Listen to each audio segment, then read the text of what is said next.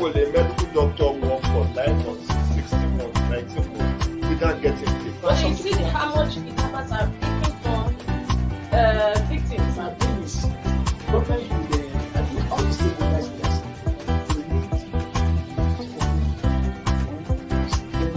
get that, and I think we get that.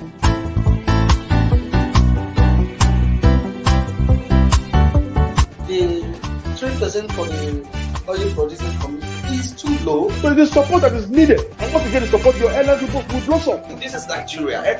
You need to give people sense of belonging.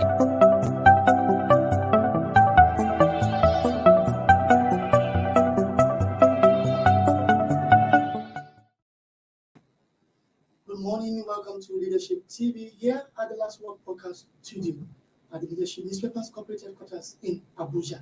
My name is Bode Badebo. Welcome to Inside Nigeria for this Thursday morning, December 2, 2021. Of course, I'm not alone. I'm with my regular co-host, Winifred Obebo. Winifred, good morning. Good morning, viewers out there. Thank you so much for logging in for Inside Nigeria this morning. And of course, I have Bode finally back on the program. Bode? Yeah, it's nice to be back. Thank you so much, Winifred. Thank you for holding the fort while I was away. All right, we are, as you can see from your screen, we are our regular analyst with us, Samaila Musa. Samaila Musa is an Abuja-based public affairs analyst. Good morning, Samaila. Good morning. Welcome to Inside Nigeria. Thank you. Yeah.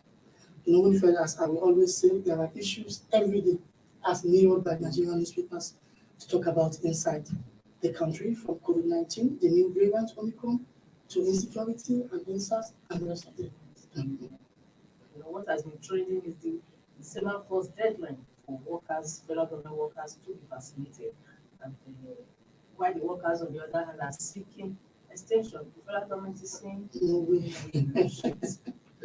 All right, I know you have been vaccinated.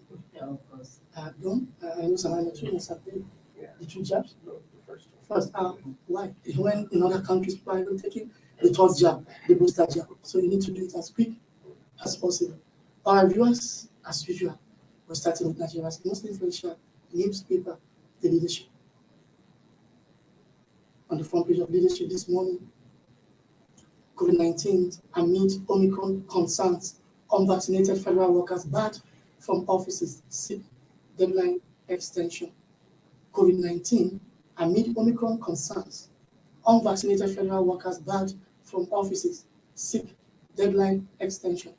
Exercise record poor compliance, several MDS deserted, workers crowd vaccination centers.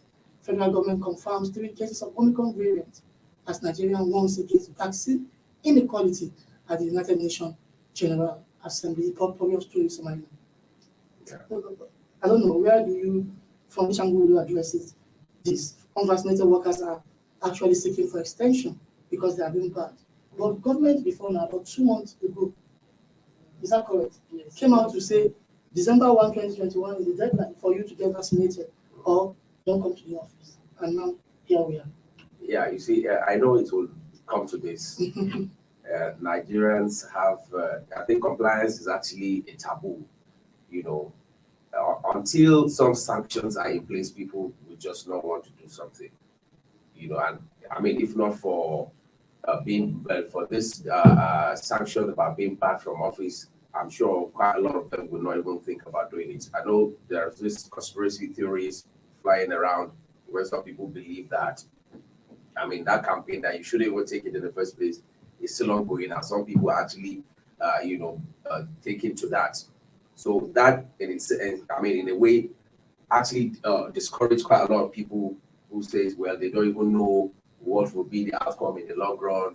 There was a time when we saw the jab being some sort of magnetic and stuff like that. So many things, you know, around it. But basically, even without any conspiracy theory around it, Nigerians have a problem with compliance.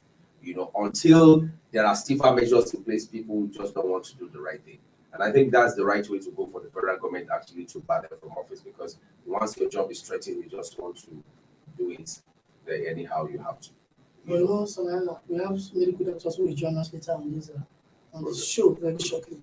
Yeah, we have listened to one earlier who was on our show who said, well, it's unconstitutional to even force people to get vaccinated. I know you're not a It's a medical doctor. violation of their fundamental rights. Yes, but when we talk about public good, This is what I'm saying. You see, there's overriding public interest. exactly. If you don't want to be vaccinated, I think you can be locked in your house. I don't become risk to You the don't general become public. risk to the general public. You understand? If I say my brakes are bad, my car brakes are bad, I don't want to fix it. If I'm in my house, nobody will arrest me. But because I'm going to constitute danger to other people, then it becomes, you understand. So you shouldn't your own like a disco attitude or whatever it is should not now affect other people. You understand? And that's why these sanctions have to be put in place. Well, sanctions have to be put in place, and they are already paying for it even further because they are not disallowed from gaining entrance or entry into the office. But that will affect productivity. Definitely. Less people will be available for government work. What happens? What will be the consequences? At the end of the day, I'm quite sure the government will still extend the deadline. And funny enough, just about a few days before the discovery of this Omicron, variant, the federal government is also saying all federal workers should resume back to work. Because you see, from COVID, Yes, last week. Last week, quite a lot of them are still working from home. Some are doing shifts, and so I'm sure this also needs to be reviewed because this is a more deadly variant. So really, it's really cause for concern. But my major problem or my major concern is, you see, I don't want the people saddled with this responsibility to further put this country into serious mess. Serious mess in the sense that, okay, we just had about 3. Before you blink your eye, you will hear that you have 80-something. They inflate these figures not because it's real, but because they want to steal money. And the rest of the world are listening. So it puts more stiffer sanction on Nigerians traveling abroad. You understand? So please, let us be guided that look, you shouldn't make any, in the quest for you making some financial gains, and then you're also affecting some other people's businesses. Some people have business trips that have been scheduled. Like a friend was telling me yesterday that he already bought ticket 2 weeks ago. He was supposed to go to some countries, like 3 countries to buy because he's a pharmacist. And now one of the countries has already banned Nigerians. And this trend will continue before you know it. They say, oh, they have discovered 120 in one state, and on it goes, So that's just a problem that the government needs to look into. So we are moving over to our sister publication, National Economy. National Economy today says concerns over utilization as federal government's bailout to state hits 1.7 trillion naira. Concerns over utilization as federal government's bailout to states hits 1.7 trillion naira as experts call for proper audit of loans disbursed. That is the National Economy today, talking about business. Also, just a few weeks ago, the federal government announced a new bridge financing facility for the 36 state governments. And now people are saying, well, we don't even find out how they use the first bailout. We are giving them another one. This will fuel corruption and the rest. I remember the Kogi case. Yeah, it's very, very fresh. We had the FCC accused the state government of hiding about 20 billion naira in an interest-bearing account with the Sterling Bank. Now, concerns over utilization. Yeah, you see, even beyond, let me start from beyond utilization itself. In some cases, people just steal half of the money outrightly without any fear of anything. They just steal it. We've had an issue where, some people had to sit down. The person or maybe the company or the consultants who were actually working towards one of the bailouts, I can't remember which year now, and he was actually working with the Senate. You understand? Because the Senate will also have to pass that particular bailout. Yeah. And then there are some negotiations to say, so amount of billions will come to the Senate, so amount of billions go to the consultant, so amount of billions go to the governors themselves. These are what we find all over time and time again happening in this country. If not just for the poor masses. Sometimes you just feel you want to say, please, enough of this nonsense of bailout this, bailout that. But I think the federal government can actually make it work. There is need for accountability, because it's different from when you say, oh, this is IGR. It's not. If you cannot account for the loans you are taking, then don't come and take loans, because we are coming after you, and you have to be accountable till the last penny of it, how it went.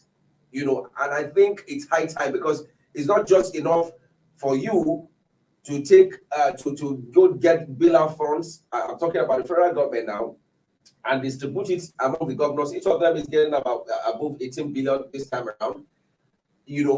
And then these loans are going to be there for generations yet unborn to start paying back. And then you feel, oh, you are not concerned. You have given it to the state. If the state is left for the state governor to decide whether to work with that or not, that is absolutely wrong, because it's not your money.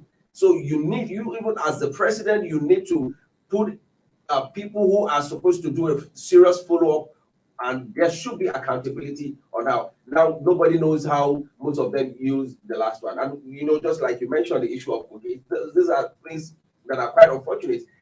These are states where workers cannot even remember which month they were paid their last salary. Understand? And yet, part of the reason why some of these bailout funds are being given is to actually pay salaries. And then somebody is now collecting interest on it somewhere, while some families are dying of hunger. And not that they're begging for the money, they have worked for it.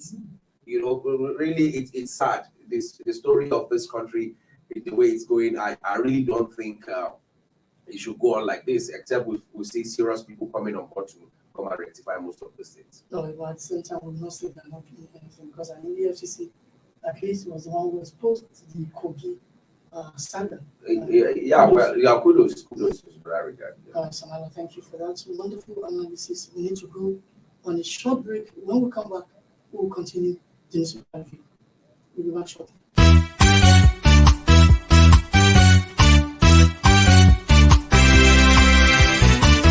Why will a medical doctor work for 9 months, 16 months, 19 months without getting paid? But you see how much the governments are paying for victims. My thing is, government should all the stabilized players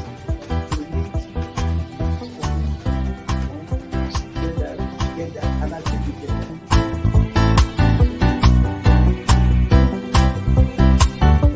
The 3% for the oil producing community is too low. So the support that is needed, and what you get to support your airline people will blossom. This is Nigeria.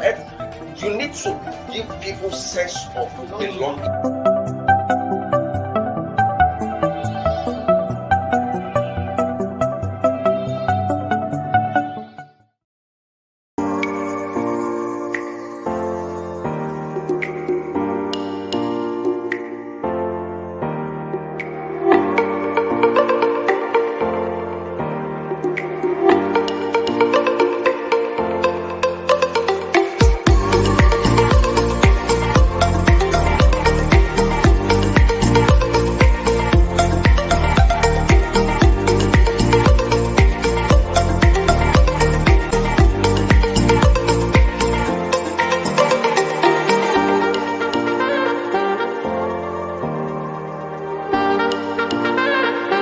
For sponsorship and advert placements, please contact 080-3688-6158. Last Word Leadership Podcast Studio. You have the last word.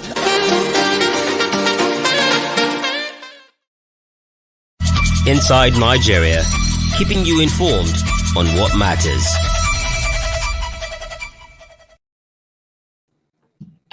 All right, welcome back. It's still Inside Nigeria for this Thursday morning, no, December 2, 2021. Okay, we need to move to the front page of the Guardian newspaper. All right, so on the front page of Guardian this morning, the Guardian has federal government forces COVID-19 jabs. Workers plead for time. This is just same thing as we saw on the front page of Leadership newspaper earlier. Federal government forces COVID-19 jabs. Workers plead for time. Samantha, give us Just 1 minute for a medical doctor to weigh in. We are being joined by Dr. Wisdom Ihe, Chairman of the Guild of Medical Directors, Federal Capital Territory, Abuja chapter. Good morning, Dr. Wisdom. Good morning, doctor. Okay. All right. Like I said, You're in a dark place. Oh, yeah, shut. Okay. all right. Good morning, Dr. Victor Ihe, Chairman, Guild of Medical Director, FCT Abuja chapter. Thank you for joining us this morning on Inside Nigeria here at the Leadership Television.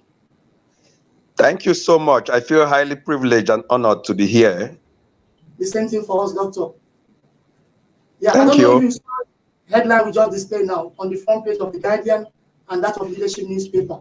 Okay, let's display it for you to see. Okay. Federal government forces COVID-19 jabs, workers plead for more time. And also, let me show you what's on the front page of Nigeria's most influential newspaper, The Leadership. On the front page of Leadership, COVID-19, amid Omicron concerns, unvaccinated federal workers barred from offices, seek deadline extension. Tell us, Dr. Wisdom, what is your take on this? Well, essentially, with the COVID, the vaccine seems to be the hallmark of management for now. Apart from the non-pharmaceutical methods, the vaccine seems to be the hallmark for now.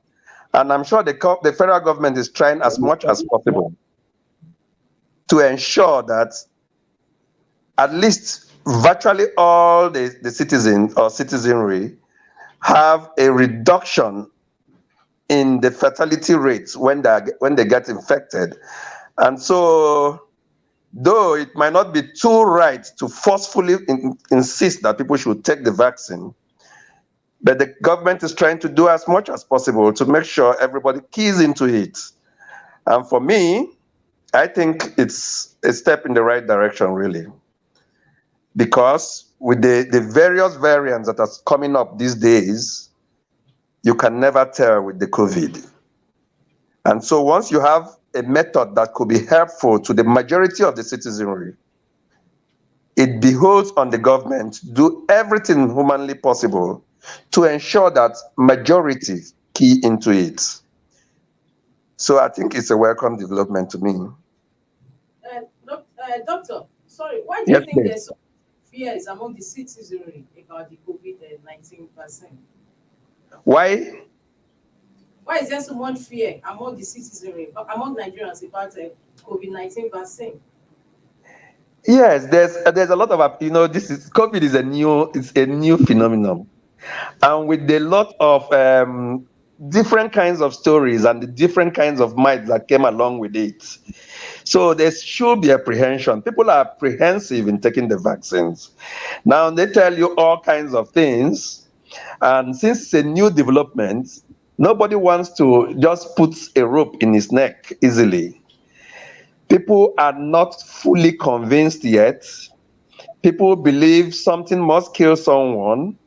People believe their lives is in the hands of God.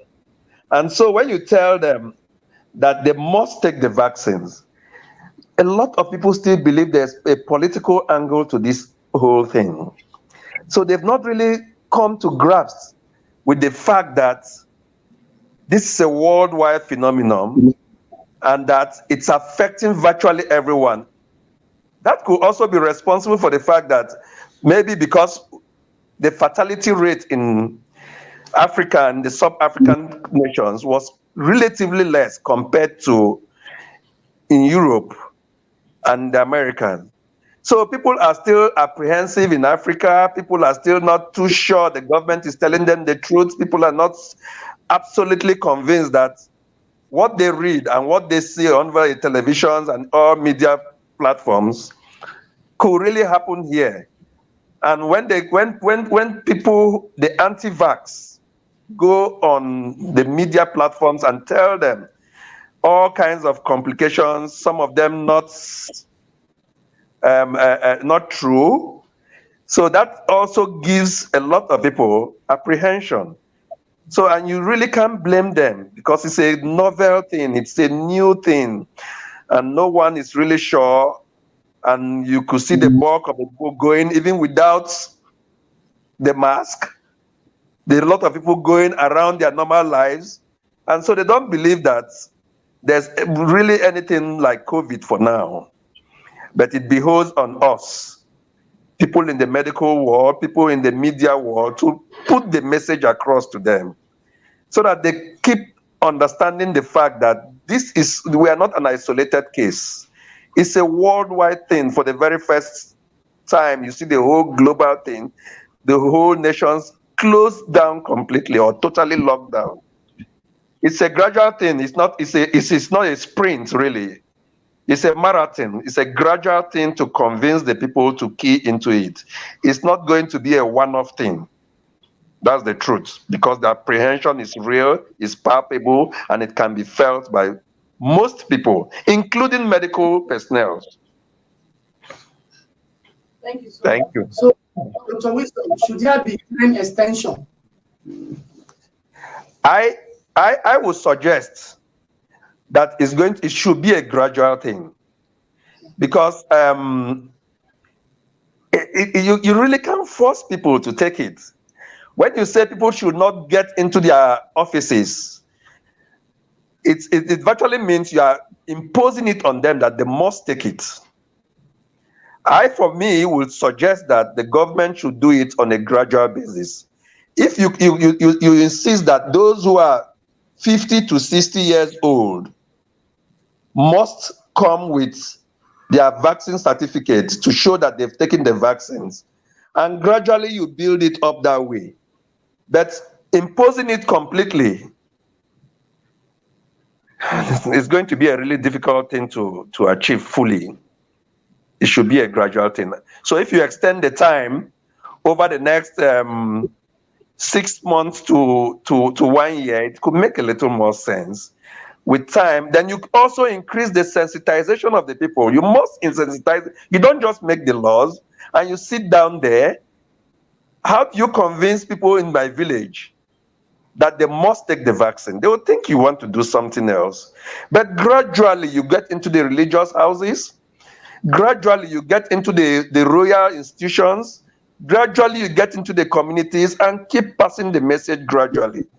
Then people might key into it gradually. But total imposition might not really work. Or else you might be forcing people to look for means. All right. Sorry? We allow you to go now. Finally, what's about this vaccine inequality Nigeria is talking about and discriminatory COVID-19 measures, allegation against the Western country? Well, some form of political, everybody wants to protect him or herself first. You saw when the COVID case came up, everybody was asked to stay in his or her own country. And the Western world, because they've gone very far in healthcare delivery system, and they have political say in lots of the manufacturing outlets for the vaccines, will try as much as possible to keep something more available for their own people first, before thinking about the outside world. We don't have manufacturing outlets, at least for now. So we all depend more on the Western world. And it's what they give us that we will take for now. Do we really have a choice? Not too much of a choice yet.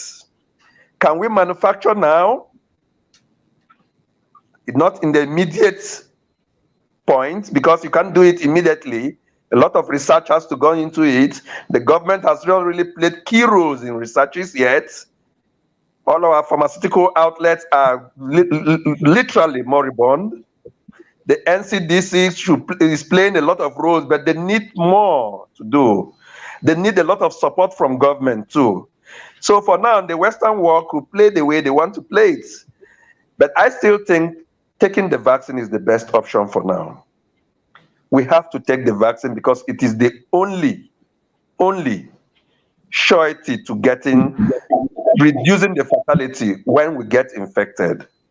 Then the non-pharmaceutical methods has to be implemented and implemented strongly too. Now go around the towns in Abuja. You're talking about the federal capital territory here. You find out that the number of people that even put on the face mask has reduced to barely less than 10%. We have to start from that. The government has to make laws to insist that people at least are covered with the non-pharmaceutical methods. They could wash their hands, they could use sanitizers, they could use the face masks. Social distancing should be reduced to the barest minimum. When you do that, then you can now start making laws that could affect imposing it on people, that they must take the vaccine and take it as if it's a force. You wouldn't be surprised that some people could leave their jobs because they insisted that vaccines must be taken. I have. All right, many thanks to Dr. Wisdom Ihejiato, Chairman, Guild of Medical Directors, FCT Abuja chapter. I think we are having issue with his connection. Samantha, you heard what the insight he provided from the perspective of a medical doctor, for that matter. So for want of time, we need to move to the next newspaper on our main, the Punch. Winifred, what do we have? Okay, I think Punch is also the same thing. But then we need to move away. Well, let's viewers see what is on the front page of the Punch before we move away from the Punch. In an addition, says fierce rise as NCDC, that is Nigerian Center for Disease Control, records 3 cases.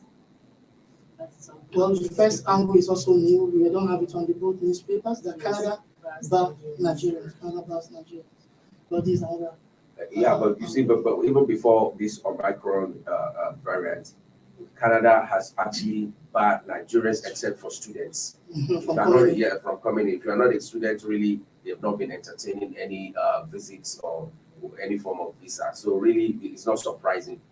But well, I think they are just trying to, safeguard the lives of their citizens, or they don't really want what's happening in the rest of the world to actually have. And I think they have tried.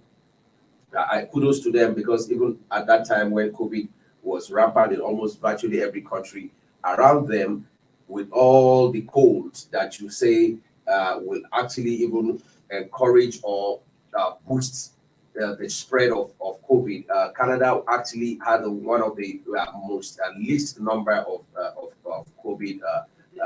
So really, I think it's a right measure in the right direction. So I won't blame them actually. But then the disturbing part of the story is the last rider on the story. The Africa accounts for only 4.3% of COVID-19 global fatalities. Okay, I said the story is not the story.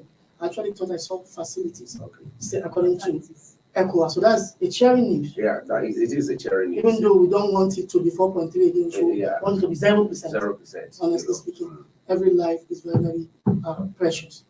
All right, we need to move to the front page of the Nation newspaper. On the front page of the Nation this morning, NSAS report, Lagos government defends white paper. NSAS report, Lagos government defends white paper. Oyebode Adeburua orders kick. Prosecution of those indicted likely, says Acting General of the Federation, Abubakar Malami. He's not even sure. That's what I found very funny.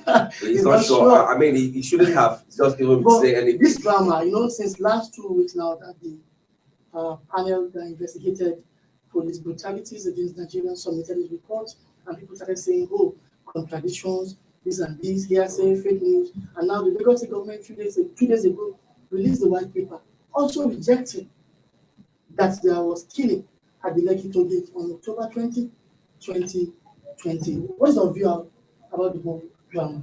Yeah, you see, the point is the federal government does not want to make any kind of reverse from their stand. And I found that very arrogant.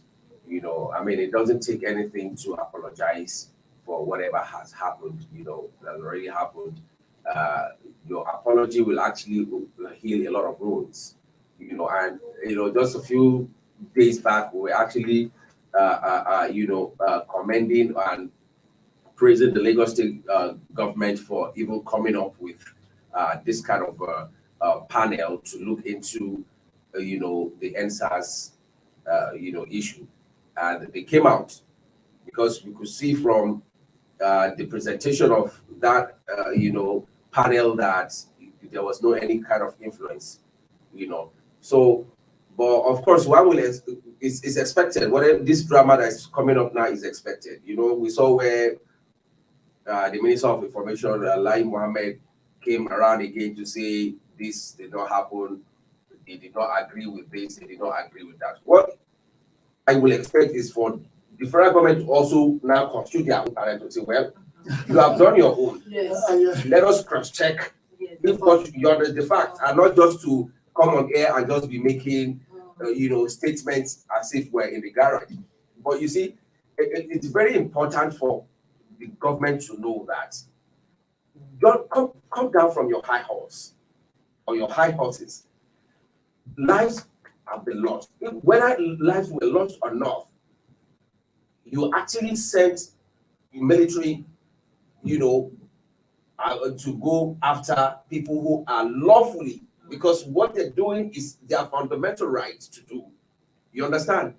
Nobody's going to die when you apologize and try to take a toll from the rest of the world.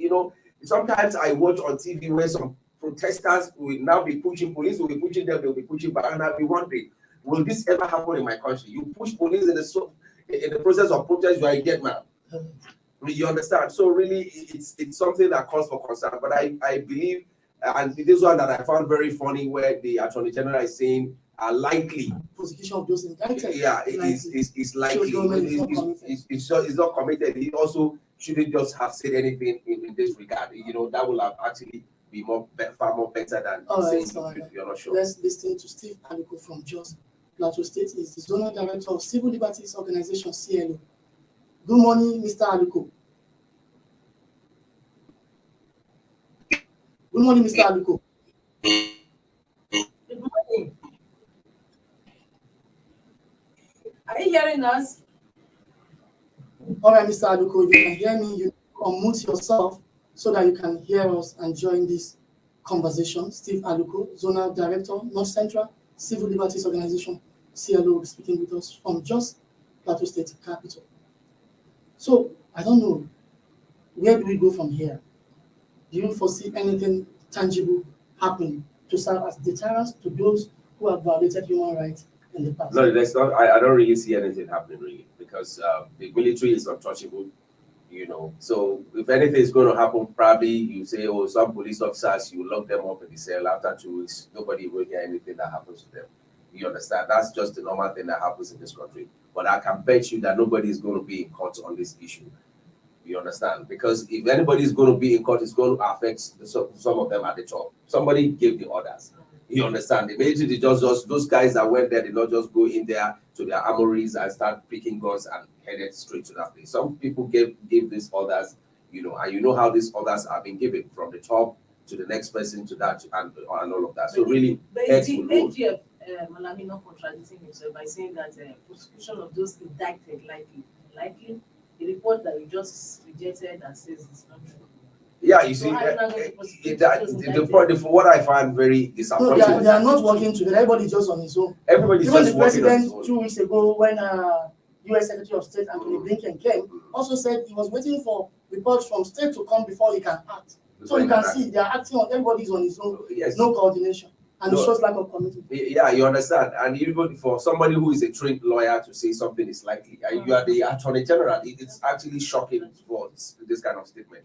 It shows that nothing is going to come out of this, nothing is going to happen. I mean, and Nigerians, we have a very short memory. Yes. In another 2 weeks, we're already talking about another thing. This one is trash in the garbage. So really, is their stake in their trading stock. So nothing is expected serious in that regard. But it's sad because the families who lost their loved ones, some people lost their legs, some their arms and all of that, limbs and all of it. So really, and these are life stories. You could tell these people, let's even assume nobody dies. What about these people that have been amputated. What are you saying? Are you Named, injured, you understand? So it's funny. All right, Samala, we have been joined by Steve Aluko, Zonal Director, North Central Civil Liberties Organization, CLO. He is speaking to us from Jos Plateau State. Good morning, Mr. Steve.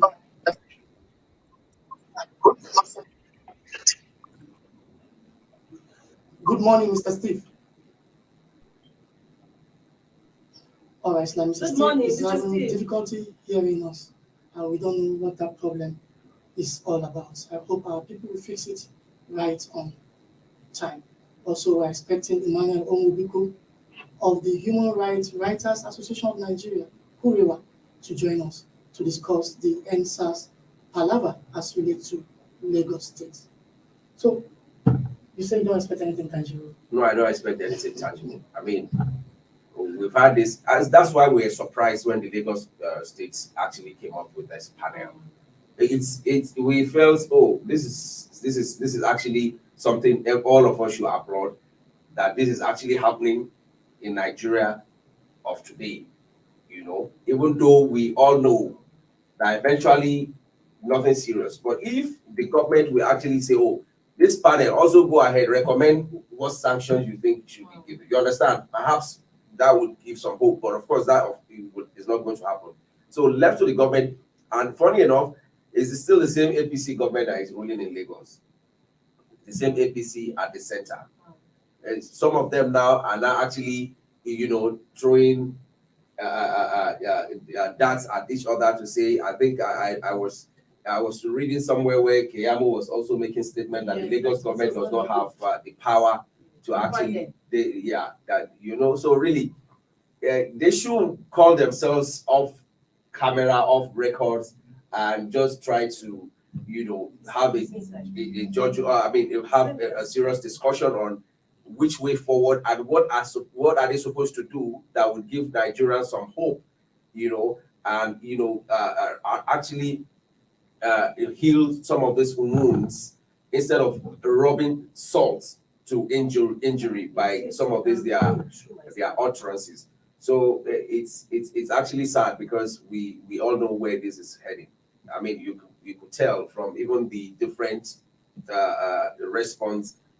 There's nothing. They are just not coherent for anybody to want to trust what is going to come out of this. All right, thank you very much, Madam. We are being rejoined by Steve Aluko, Zonal Director, North Central Civil Liberties Organization, Jos. He'll be speaking to us from his base in Jos Plateau State. Good morning, Mr. Steve. Morning. Thank you for joining us. Good morning. Yeah. My pleasure. All right. In the last 2 weeks, you have seen the report of the NSAS in Lagos State. And just 2 days ago, I know you must have also seen the snippet of the government white paper rejecting some of the recommendations of that panel. What is your view, Mr. Steve? I think first and foremost, it's best that we advise the Lagos State government and by extension other governments or state governors or government in this country that it's high time that they should desist from taking 1 step forward and 100 steps backward. Good as it may sound for them setting up the panel, it is in their own interest to accept the totality of the recommendation of the panel, because whatever is the conclusion of that panel was based on certain premise which were open and everybody could see the detail. So the best the government can do is to accept everything and at the end of the day take practical steps to implement all the recommendations, because it's very important. It will be to their own credit that they set up the panel and at the end they implemented the recommendation of the panel. Reducing to politics or white paper politics have not helped this country. Part of what have made many states to be backward is because many inquiries are made, and at the end of it, the white paper is tossed away, in shelves in different places, and people being selected, especially people in government. Number one thing is that it's on the basis of the constitution and the national net. In case whatever Lai Mohammed is saying, the NEC approve the setting up of the commission. So whatever any government is saying at whatever level, to me means nothing. It just shows clearly how some people need not to be trusted with power. because power has to do with integrity, has to do with honesty and sincerity. And I think that's the best we can get out of this NSAS report, not only to Lagos State, other states that have set up the Commission of Inquiry. They should also come out clear and implement whatever recommendation is established. Otherwise, we are running at the expectation that there will be another surge of another protest. And this time around, the faith and the trust they have in government by giving them this window will be lost. It's in the best interest of this country and those in government to implement whatever comes out of the NSAS report. It's for the good of everyone.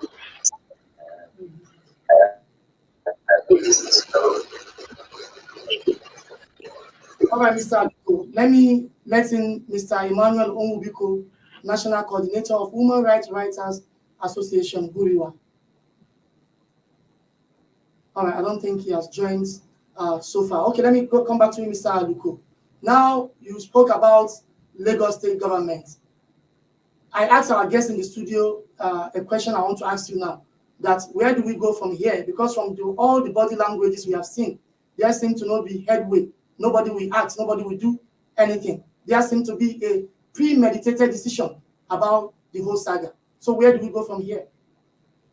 There are lots of ways. One is that we must also realize that the NSAS, whatever comes out of it, was not the agenda of the government. Like the mannerism of different governments before now and the current government is to look the other way. It is only when their family members are involved or close associates that they share crocodile tears. First is the agenda of the people. It's a Nigerian agenda for the progress of this country. So Nigeria must not rest in their own. Those that meant well for this country must pick it up as an agenda and advocate for the implementation. And when it fails at our national sphere or state sphere, nothing stops us from also petitioning to the International Court of Criminal Justice to make sure that names that were mentioned and people that were involved are sanctioned. And I think this is why we must realize that when people in Africa say, why is it that it's only African leaders are held by the Criminal Court of Justice? It is when people promote impunity and when people live larger than the rules of law in their country. Nigeria is part of a global space. So if the nation and people in government refuse to do the needful, I think we should pick it up as good citizens of this country and petition the Criminal Court of Justice to pick this individual and prosecute them. Either they have immunity when in office, the immunity will expire at the expiration of their tenure. It has happened in other climes, and Nigeria cannot be seen to be different. So people speaking with the other tones and this and that can also be culpable at different levels. And as a party, we can choose to punish candidates and as parties that are aiding and abetting the culture of impunity and the circle of impunity in this country. And this is the time that Nigeria should know who is the friends of Nigeria and the enemies of Nigeria. Because people have played an unglorious role in this NSAS before, during, and after. And except their sanction, they will be making mockery of the whole nation, saying that we respect rule of law and the sanctity of life. All right, Mr. Aluko, let's go back to the work of the panel. I have been following one of the members of the panel, Ebolu Adegboruwa SAN, who insisted they did the right thing as ordered by Lagos State government and within the terms of reference of that panel. But I don't know if you have seen the report circulating on the social media. Is that how a report of a panel of inquiry should look like, with the contradictions, or what we are seeing on the social media is a fake report? That's not the real report. But let's get it clear that we know government, just like we saw during the NSAS protest, where government, by their own instigation and manipulation, brought in criminal elements to give the NSAS a bad image. And either you like it or not, in every commission of inquiry like this, government have their foot soldiers on the ground because they are the one that names it. And deliberately they leak up some of the reports and promote all sorts of depraving in the network, so that at the end of the day, people choose not to believe what it is. As far as I'm concerned, I know some member of that panel, even the Ebu that you mentioned, the former student union president of University of Ife, that also have a traditional honorary title by the Oni of Ife. So people of that template and a senior advocate of Nigeria You cannot be toying with that rope and say that they did not follow the terms of their agreement. The terms is clear. The terms is remedying the injustice that was perpetrated by agents of the state and some accomplished within government. And that much they have done. And that's the more reason why some of us are saying that let that recommendation be implemented. And if anybody feel otherwise, let the person go to court and challenge it. Anything short of that is the promotion of the culture of impunity that led to the end. And what this will also mean is that the government will suffer a deficit trust that at the end of the day, people may not listen to government. People have done it in other climes, and at the end, they were consumed by it. So it's in the best interest of government at different levels to make sure that when they set up commission of inquiry and they make recommendations, they implement it to the latter. The more we sweep it under carpet, it's part of what has promoted the culture of impunity and reduce life to abysmal state in this country. And I think a serious government should not take that line, especially the government and the governor of Lagos State, that at one point or the other seems to be playing a double role. This is the best time to clear their name. If truly Sanwo-Olu did not play any contrary role, and if this is the best time to watch himself playing, so that Lagosian will believe on him, and not only him, other governors should also follow suit, because this is an attempt to circumvent the remedy mechanism that the NSAS panel was meant to bring up. Otherwise, they will leave office one day. This recommendation will gather dust, but God will bring another government one day that will go to the shelf, bring out all these recommendations, and punish all of them that are accomplished in this crime. It's crime against humanity, nothing short of that. Anybody singing a different tone from what the panel has given is crime against humanity, and it can be treated either at the national level or at the international level. And this is what Nigerians of goodwill must push. Beyond Ebun Adegborowa and other people, we must push for the implementation of this plan. Otherwise, a day is coming that violence may just consume everybody.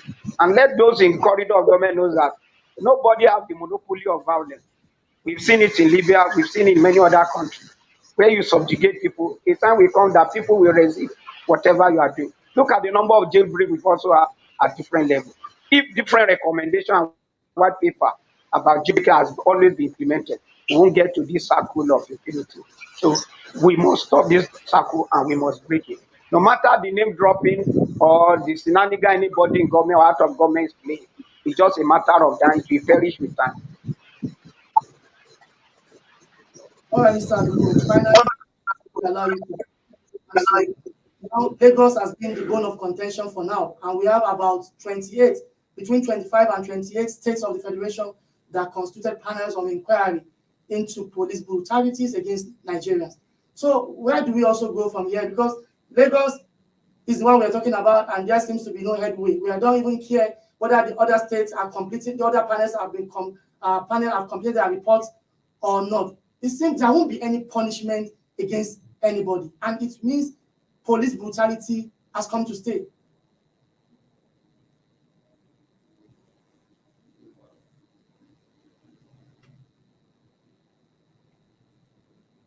Mr. Aduko, are you there? Yes, I am. The network is bad. I can hear you now. Okay, so I said Lagos has been the talking point out of about 20 states that constituted panels of inquiry into police brutality against Nigerians. Now, what happened to the rest of the 27 states? We don't even care whether the reports have been concluded and submitted or not. So if nothing happened from the rest of the country, it means there won't be punishment, there won't be deterrence.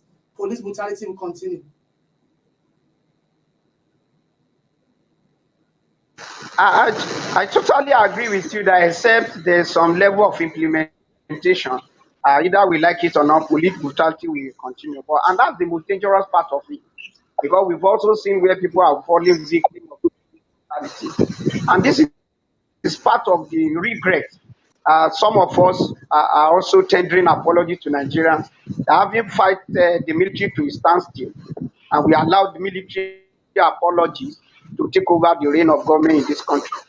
What we've seen, and by the template of what we've seen from the recommendation of the NSAS and in other states, that what we have, instead of celebrating over 21 years of unbreaking democratic rule, is pure deceit.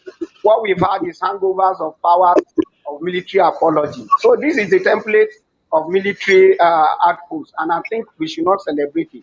And this is the more reason why Nigerians must set a democratic agenda to elect people that have the democratic license to say the truth and stand by the truth and implement what will be in the best interest of this country. And this we must also know that a great number of people we've seen in different states that have not even set it up or that have set it up and not implementing it is part of the people that hide the palliative that they refuse to give people. And these are the people that are angling for governance at different levels. And this is why Nigerians must take serious note of them and their party and punish them across all the states during the next election. We must begin to punish people by using electoral justice to enforce our rights and getting the right frame of people, the right mind of people to be in place of governance. It just shows clearly that most of those we have in government today are lacking human integrity deficiency syndrome. They are affected by it. There's no integrity. It's only in this country government we make statements, and before you know the following day, they are talking a different thing entirely. We hold these to hold them accountable on the terms of what they have said for themselves, on the agenda they have set for themselves, so that all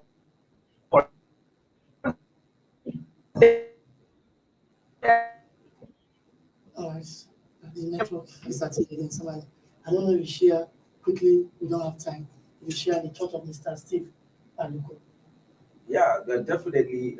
Even though most of the times I couldn't really hear him well, but from what I can pick from what he's saying is that these people shouldn't go unpunished, because this, it's just like trying to set a precedent, and if you get it wrong, it will also go for a long time, because the NSAS protest is actually a major event in this country. And we saw the last time the anniversary just started, and that's the way it's going to continue, just like you have June 12th election. So that date or that period is something that will take a very long time for it to actually go away.